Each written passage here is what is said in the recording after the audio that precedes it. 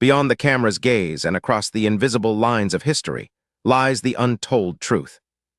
Prepare to witness the extraordinary events and pivotal moments that fundamentally reshaped our modern world. Don't move. Drop it on the ground now. I'm a United States immigration judge. My credentials are You think that badge makes you untouchable? We know you're tight. Fake papers, fake titles. Get down. Yeah, sure you are. Stay still. Easy, easy. I got it on video. At 5:46 a.m. on a quiet Wednesday morning in Bethesda, Maryland, 4 ICE agents in full tactical gear pulled into the driveway of a brick colonial home on a tree-lined street where nothing ever happened. They moved fast, fanning out across the property like they were executing a raid on a known fugitive. The woman they surrounded was standing beside her silver sedan, loading a leather briefcase into the back seat. She wore a pressed charcoal suit and low heels. Her hair was pulled back neatly. She was heading to work. She never made it past her own driveway. The lead agent drew his weapon and pointed it at her chest. "Get on the ground, now!" She stopped moving. Her hands rose slowly, palms open. "I'm a United States immigration judge. My credentials are in my briefcase." The lead agent didn't lower his weapon. He laughed, short and sharp. "Sure you are." His partner grabbed her arm and forced her down.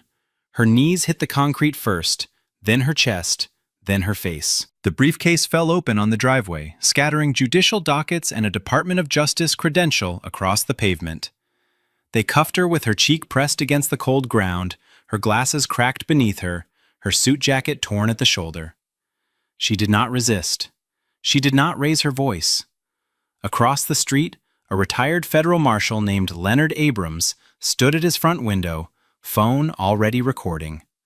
He had spent 30 years in federal law enforcement and knew exactly what he was watching. "That's not a raid," he muttered. "That's an assault." The entire arrest took less than 3 minutes. The fallout would take years.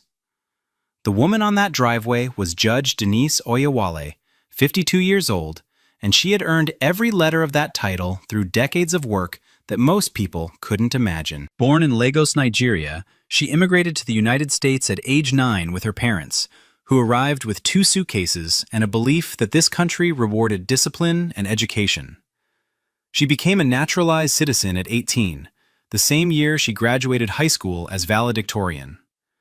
She attended Howard University on a full academic scholarship, graduating top of her class, and then Columbia Law School, where she was elected to law review and graduated with honors. She clerked for a federal appellate judge in the Fourth Circuit, a position given only to the most exceptional law graduates in the country. After her clerkship, she spent 8 years as a public defender, specializing in immigration cases, representing people who had no money, no voice, and no one else willing to fight for them. Her record in that role was remarkable, winning cases that more experienced attorneys had written off as hopeless. At 40, she was appointed to the bench at the Arlington Immigration Court, one of the busiest and most scrutinized courts in the federal system. For 12 years, she had served with a reputation for fairness, legal precision, and rulings so well-reasoned that her overturn rate on appeal was among the lowest in the country. Attorneys on both sides of the aisle respected her. She lived alone in the Bethesda home she had shared with her late husband, Commander Isaiah Oyewale, a Navy veteran who passed 4 years earlier. She was meticulous, dignified, and private. And on that Wednesday morning, she was face down on her own driveway in handcuffs, bleeding from a scrape on her cheek, being treated like a fugitive by men who hadn't bothered to check whether they had the right person. The lead agent who ordered Judge Oyewale to the ground that morning was Supervisory Deportation Officer Craig Vanderhook, 44 years old, 15 years with Immigration and Customs Enforcement. Within ICE, Vanderhook was known for one thing above all else: numbers. He ran more field operations than any other supervisor in his region, logged more arrests per quarter, and built a reputation as someone who got results. His superiors rewarded that reputation with promotions, commendations, and the kind of institutional protection that came with being a producer. What they ignored was everything underneath. The DHS Office of Inspector General had flagged Vanderhook twice in 5 years for questionable arrests. Once for detaining a legal permanent resident whose documents were in order, and once for executing an operation at the wrong address entirely. Both times, the cases were reviewed internally and closed without formal discipline. Colleagues had noticed a pattern they didn't talk about openly. Vanderhook's operations disproportionately targeted Black and African immigrants. The addresses he chose, the names he prioritized, the neighborhoods he hit first, always seemed to skew in one direction. No one filed a formal complaint. No one wanted to be the person who challenged a supervisor with Vanderhook's numbers and Vanderhook's connections. His team operated the same way. Agent Scott Pruitt, 36, had been with Vanderhook for 4 years. He mirrored his supervisor's aggression on every operation, never questioned a call, and treated Vanderhook's orders as final. Agent Domingo Farrell, 33, handled logistics and paperwork.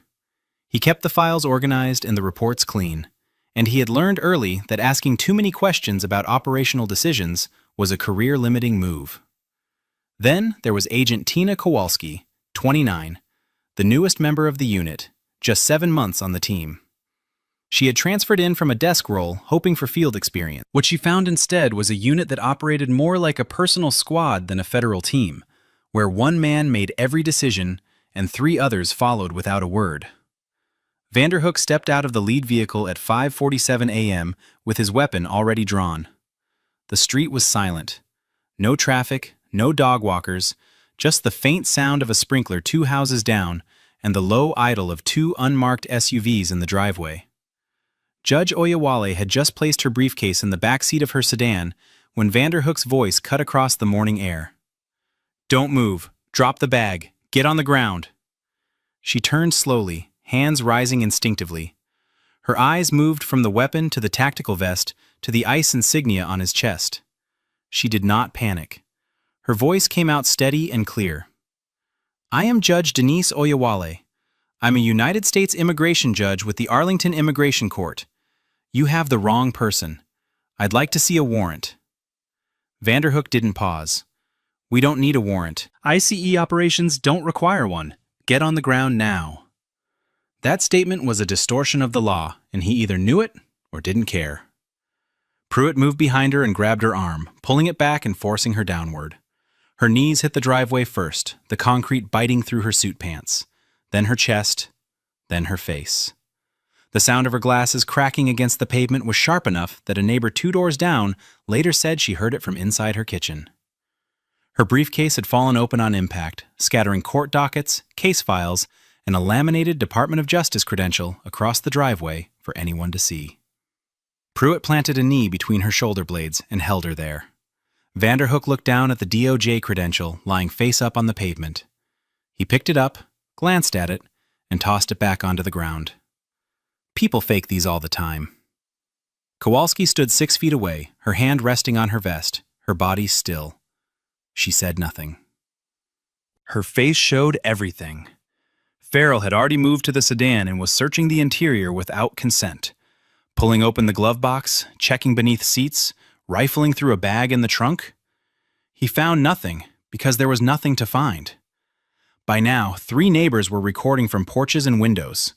Across the street, Leonard Abrams, 68 years old, retired federal marshal, held his phone with one hand and dialed 911 with the other. His voice was calm and precise. "I need to report federal agents assaulting a federal judge in her own driveway. No warrant presented. She is compliant and on the ground. Send local police immediately." They lifted Judge Oyewale off the driveway and placed her in the back seat of the lead SUV, still cuffed, her wrists pressed together behind her back with the metal biting into her skin. The door shut hard. No one offered an explanation. No one read her rights. No one acknowledged the DOJ credential still lying on the pavement beside her scattered case files. Inside the vehicle, she sat upright, posture straight despite the pain in her knees and the sting on her cheek where the concrete had scraped the skin raw. She spoke clearly. "Who are you looking for? I want to know the name on your operation order." Vanderhook, seated in the front passenger seat, didn't turn around. She tried again. I'm requesting your names and badge numbers. I have a legal right to that information. Pruitt, behind the wheel, glanced at her in the rearview mirror. Stop talking or it gets worse. The drive to the ICE field office took 12 minutes. During those 12 minutes, the body camera mounted on Kowalski's tactical vest was recording. It captured the interior of the vehicle, the audio, the voices. It captured Vanderhook leaning back in his seat, relaxed, and saying to no one in particular, "Another one pretending to be somebody. These Africans always have fake papers." Farrell, seated beside Kowalski in the back row, laughed. A short, careless laugh. The kind of sound a person makes when cruelty has become routine. Kowalski sat still. Her camera kept rolling. She said nothing. At the field office, Judge Oyewale was walked through a side entrance and placed in a processing hold. A bare concrete room with a metal bench, fluorescent lighting, and a steel door. It was the same room used for immigration detainees awaiting transfer or removal proceedings. She was fingerprinted. Her photograph was taken. She stood in front of a height chart in a torn suit with a scraped face and broken glasses, processed like someone who had crossed a border illegally, not someone who had spent 12 years deciding those very cases from the bench. When the processing officer asked her name, she answered, "Judge Denise Oyewale, Arlington Immigration Court, Department of Justice." The officer's hands stopped moving. He looked at her, then at the screen, then back at her. He set down his pen, stood without a word, and left the room. He came back 2 minutes later with a supervisor. Deputy Field Office Director Nathan Solis was at his desk reviewing overnight reports when the processing officer appeared in his doorway, pale and speaking fast. Solis listened for 10 seconds, then turned to his terminal and typed in the name. Oyewale Denise. The federal system returned results immediately. Judicial appointment confirmed. Department of Justice credential number active. Naturalization certificate filed and recorded. Immigration judge, Arlington Immigration Court, 12-year tenure. Solis stared at the screen for a long moment. Then he stood and walked down the hallway to the processing hold. He opened the steel door and saw her. A sitting United States immigration judge in a wrinkled charcoal suit, one cheek raw and swollen, glasses cracked and sitting crooked on her face, wrists red from cuffs, seated on a metal bench between two immigration detainees who had been picked up overnight. She looked up at him with an expression that wasn't anger. It was something worse. It was recognition. The recognition of someone who had spent her career inside this system and was now being consumed by it. Solis uncuffed her himself. His hands were not steady. "Ma'am, I am deeply sorry." He asked where Vanderhook was. He was told the break room. Solis found him there, leaning against the counter, eating a breakfast sandwich, scrolling through his phone. Solis kept his voice low, but the edge was unmistakable. "Do you know who you just brought in?" Vanderhook didn't look up immediately. Address matched, description matched, clean grab. Solis stepped closer. The address did not match. The name did not match. "The target on your operation order is a 28-year-old male from Guatemala named Raul Cifuentes. You arrested a 52-year-old woman from Nigeria. A federal judge, Craig. A sitting immigration judge with the Department of Justice." Vanderhook finally looked up. His expression shifted, but only slightly. "So we'll cut her loose. Happens sometimes." Solis shook his head slowly. "No. This doesn't just happen. Nothing about this matched. Not the gender, not the age, not the nationality, not the name, not the address. You had no warrant, no probable cause, and no legal basis for this arrest. And you put a federal judge face down on her own driveway." Vanderhook set down the sandwich. For the first time that morning, something behind his eyes changed. Not remorse, not guilt, just the first faint recognition that this one might not go away quietly. Deputy Field Office Director Solis escorted Judge Oyewale to a private office, offered her water, a first aid kit, and a phone. She declined the water. She cleaned the scrape on her cheek herself, pressing a gauze pad against the raw skin with steady hands. Then she picked up the phone and began making calls. The first went to Chief Immigration Judge Sandra Levesque at the Arlington Immigration Court. Oyewale spoke for less than 2 minutes, her voice controlled and precise, recounting the arrest, the driveway, the cuffs, the processing hold, the concrete room. Levesque listened without interrupting. When Oyewale finished, Levesque said one sentence. "I'm calling the Attorney General's office now." The second call went to the Executive Office for Immigration Review, the federal body that oversees all immigration courts. Oyewale filed a formal incident report by phone, detailing the agents involved, the time of arrest, and the absence of any warrant. The third call went to the Department of Justice Office of the Inspector General. Oyewale requested a formal investigation into civil rights violations, excessive force, and unlawful detention by ICE personnel. The fourth call went to her personal attorney, a former federal prosecutor named Victor Langston, who had spent 20 years handling civil rights cases at the highest levels. She told him what happened. He told her not to make any public statements and that he would be at her home within the hour. Within 90 minutes of her release, the chief immigration judge had notified the Attorney General's office directly. The DOJ Civil Rights Division had been alerted and was assembling a preliminary review team. The DHS Office of Inspector General had opened a formal inquiry. Leonard Abrams' video, recorded from his window across the street, was already circulating among federal law enforcement contacts, shared by retired agents who recognized exactly what it showed.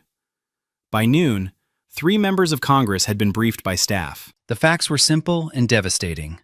A black female federal judge had been dragged from her driveway, forced to the ground, cuffed, scraped, detained, driven to a field office, fingerprinted and photographed in a processing hold alongside immigration detainees. Without a warrant, without matching identification, without any lawful basis whatsoever. The political and legal shockwave was instantaneous, and it was still building. Back at the field office, the mood had shifted. The hallways that had been routine and busy that morning were now quiet in the way that buildings get quiet when people realize something very bad has happened and no one wants to be standing too close to the people responsible. Vanderhook felt it. He saw it in the way supervisors avoided eye contact, in the way the processing staff whispered near the front desk, in the way Solis had looked at him in the break room. He pulled Pruitt and Farrell into a small conference room on the second floor and closed the door. "We need to clean this up," Vanderhook said. His voice was steady, but the ease from earlier that morning was gone. "The operational report needs adjustments." He laid out the plan. Change the stated address in the report to more closely match the target's last known location. Add language stating that Oyewale had been uncooperative during initial contact and had made sudden movements toward her vehicle, suggesting possible concealment. Include a note that she had physically tensed and pulled away when agents attempted to restrain her. Language that would reframe the use of force as reactive rather than initiated. Pruitt nodded without hesitation. Farrell shifted in his seat but said nothing against it. Then Vanderhook called Kowalski into the room. She stood near the door, arms crossed. "Your Bodycam," Vanderhook said. "It malfunctioned. You noticed it wasn't recording during the operation. That's what you'll say." Kowalski's jaw tightened. She looked at Pruitt, who stared at the table. She looked at Farrell, who looked at the wall. "Craig, I don't think—" Vanderhook cut her off. "If you don't back us on this, you'll be the one holding the bag. You were there. You didn't intervene. You think they'll see you as innocent?" The altered report was submitted by end of day, signed by Vanderhook and co-signed by Pruitt. It described a compliant but tense subject who matched a known operational profile. It made no mention of a DOJ credential, no mention of judicial status, no mention of a weapon drawn on an unarmed woman loading her briefcase into a car.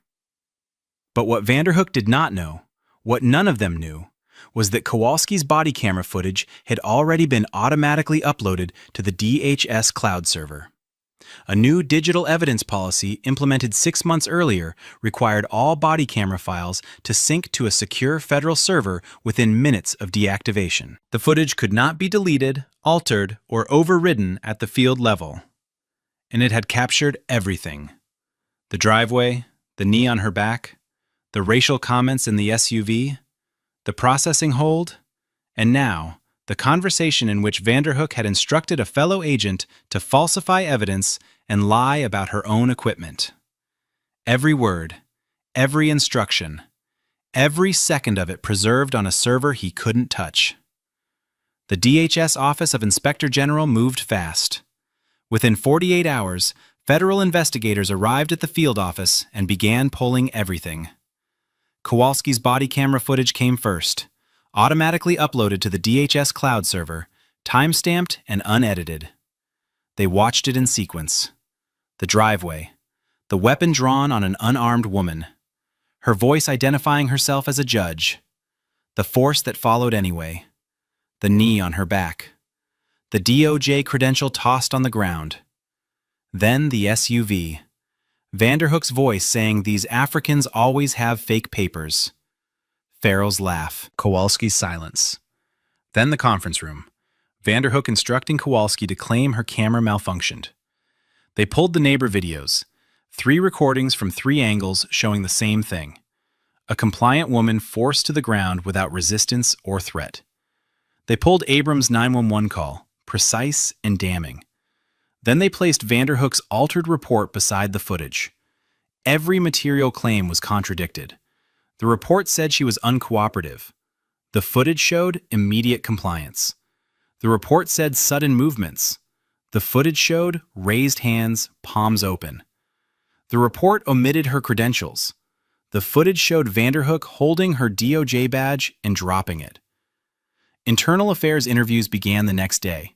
Kowalski, confronted with footage of Vanderhook pressuring her, cooperated fully. She provided a sworn statement detailing the arrest, the racial comments, the cover-up, and Vanderhook's pattern of targeting African immigrants across multiple operations. Farrell hired an attorney and declined all questions. Pruitt invoked his rights and sat stone-faced through 2 interviews. Vanderhook retained a private defense attorney who issued a statement claiming the arrest was conducted in good faith based on available intelligence. The investigators read it, looked at the footage, and moved forward. Good faith did not survive contact with the evidence. Leonard Abrams' video reached the press on a Thursday evening. By Friday morning, the story had broken nationally. Every major outlet carried it. A sitting United States immigration judge, a naturalized citizen, a black woman, a 12-year veteran of the federal bench, arrested in her own driveway by ICE agents who claimed she matched the profile of a 28-year-old Guatemalan man. The absurdity of the mismatch eliminated any credible claim of honest error. A 52-year-old woman mistaken for a 28-year-old man. A Nigerian-born citizen mistaken for a Guatemalan national. A federal judge mistaken for a fugitive. The gap was so vast it left only one explanation. She was black. She was in her driveway, and that was enough. Civil rights organizations responded within hours. The NAACP called it a grotesque abuse of federal power. The Congressional Black Caucus demanded a full, independent federal investigation and called for congressional hearings into ICE oversight failures. The National Association of Immigration Judges issued an unprecedented joint statement condemning the arrest as a direct attack on judicial independence. Immigration attorneys across the country signed an open letter demanding accountability.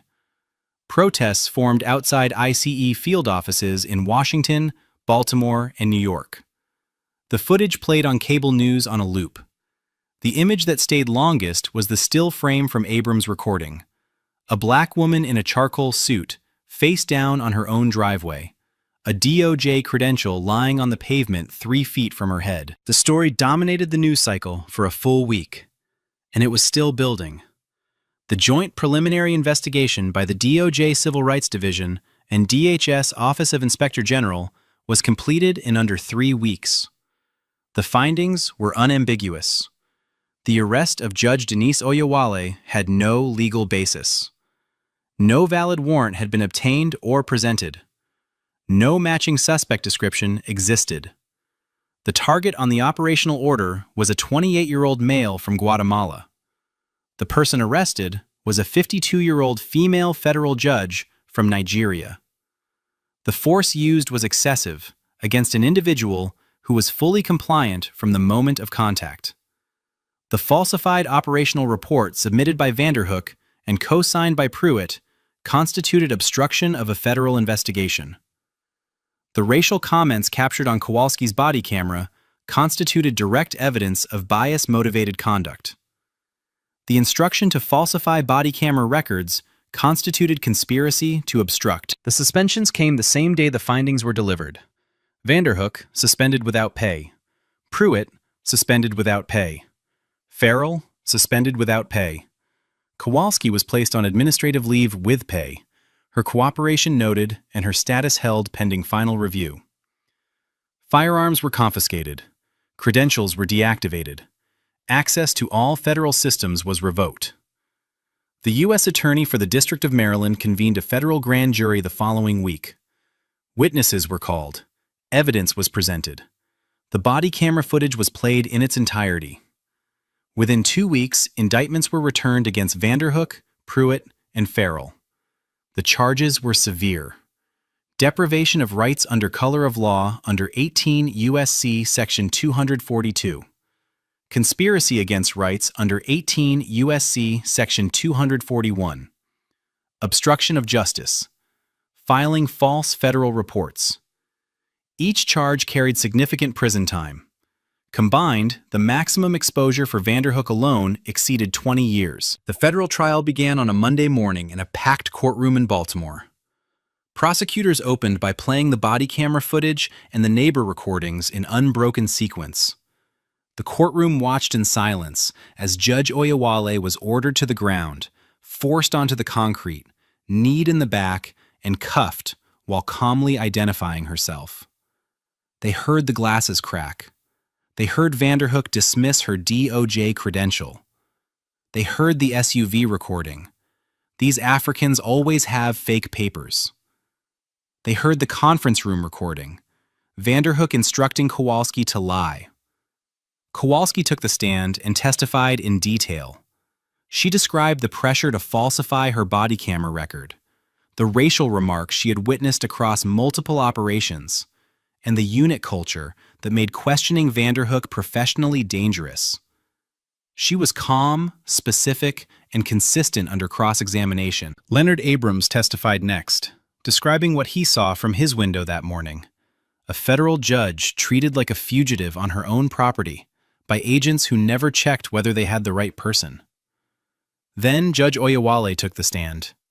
She described the terror of being forced to the ground in her own driveway at dawn, the humiliation of being fingerprinted and photographed in a concrete hold room beside immigration detainees. The moment she understood these agents had no idea who she was and did not care. She described the scrape on her cheek that took weeks to fully heal, the glasses she had to replace, the nights afterward when she could not sleep in her own home because every sound outside her window triggered the memory of boots on her driveway. The defense argued good faith operational error. Prosecutors dismantled this in minutes, displaying the suspect profile beside Judge Oyewale's photograph on the courtroom monitors. A 28-year-old man next to a 52-year-old woman. The jury looked at the images. There was nothing left to argue. They deliberated for less than a day. The verdicts came back the same afternoon. Guilty on all counts for Craig Vanderhook. Guilty on all counts for Scott Pruitt. Farrell, who had cooperated partially during the trial and whose attorney had negotiated limited testimony in exchange for consideration, was found guilty on reduced charges. The courtroom was still when the foreperson read each verdict. Vanderhook stared straight ahead. Pruitt's head dropped. Farrell closed his eyes. Sentencing followed 6 weeks later. The presiding judge, a veteran of the federal bench with more than 2 decades of experience, did not temper his remarks. He called the arrest of Judge Oyewale one of the most egregious abuses of federal authority this court has seen. He cited the racial language, the fabricated report, the obstruction, and the complete absence of any lawful basis for the operation. He noted that the defendants had not targeted a stranger by accident. They had targeted a sitting federal judge and still could not recognize her humanity, even after learning who she was. Vanderhook was sentenced to 6 years in federal prison. Pruitt received 4 years. Farrell received 2 years. All 3 were permanently barred from federal employment. Their law enforcement certifications were revoked. They would never carry a badge again. Kowalski, whose cooperation had been critical to the prosecution, avoided criminal charges. She resigned from ICE voluntarily the week after the trial ended.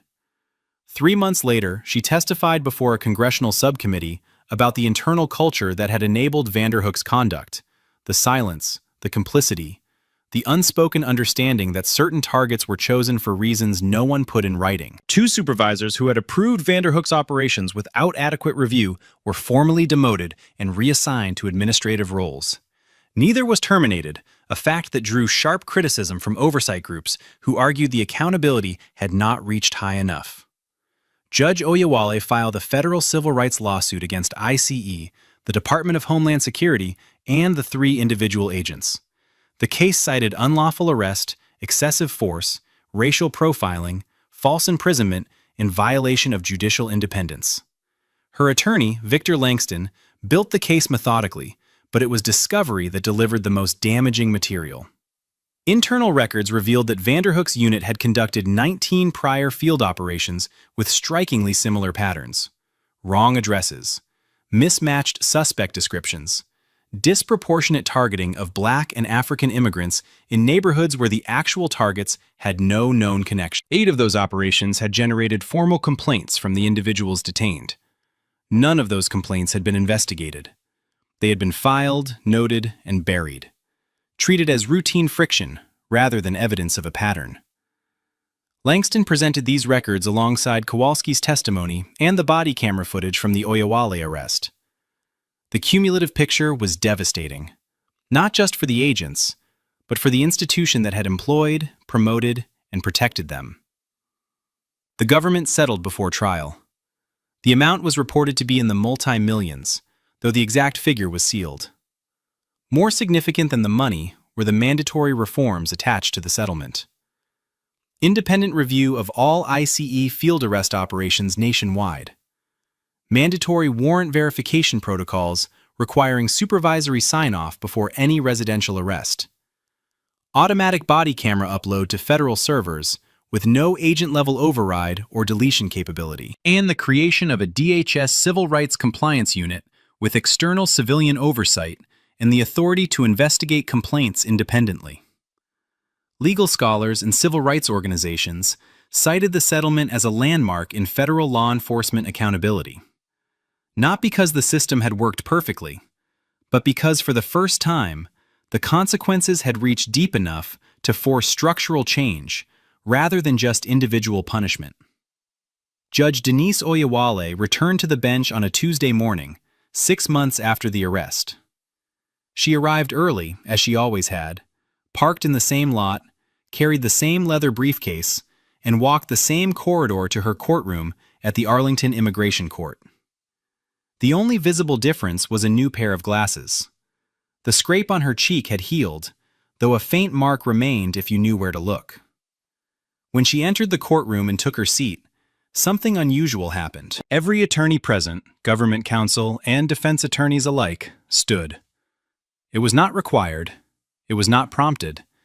It was a gesture of solidarity that rippled through the room in silence, and Judge Oyewale acknowledged it with a single nod before calling the first case on her docket. She issued no public statements about the arrest, the trial, or the settlement. She gave no interviews. She made no appearances on cable news, despite dozens of requests. She let the legal record speak because she believed the legal record was enough. Quietly, using a portion of the settlement, she established the Oyewale Legal Scholarship Fund, providing financial support to immigrant students pursuing law degrees at Howard University and Columbia Law, the two institutions that had shaped her career. Leonard Abrams, the retired federal marshal who had recorded the arrest from his window and called 911 while it was still happening, received the Community Service Commendation from the Department of Justice. He attended the ceremony in a suit he hadn't worn in years and said very little afterward. When a reporter asked him why he had started recording that morning, he said, "Because I knew what I was seeing, and I knew no one would believe it without proof." Craig Vanderhook began his 6-year sentence at a federal correctional facility in West Virginia. He never apologized. Not to Judge Oyewale, not to the court, not publicly. His name became a case study in federal law enforcement training programs across the country, taught alongside the footage his own team had recorded. A training bulletin circulated through DHS the following quarter. It carried a single still image from Kowalski's body camera, a black woman in a charcoal suit, face down on her own driveway, 4 agents standing over her, a DOJ credential lying open on the ground beside her broken glasses. The caption beneath read, "This is what failure of mission looks like." No names were printed on the bulletin. They didn't need to be. The careers were already gone. Now, watching footage like this, it can really stick with you, right? Some of these clips stay in your head, especially late at night when you're trying to fall asleep. And speaking of sleep, a lot of you have told me you're waking up at 2 or 3 a.m. and just lying there. Can't shut your mind off. And the next day you're dragging through everything. I came across a simple 21-day sleep guide that's helped thousands of people fix exactly that. No pills, no apps, no gadgets. Just a step-by-step plan that actually works. It's only $15. I put the link in the description if you want to check it out. All right, I'll catch you in the next one. Behind every single piece of data lies a complex and fascinating narrative. And within every narrative, there is a hidden truth striving to be brought to light. We genuinely appreciate you being here to uncover it with us today.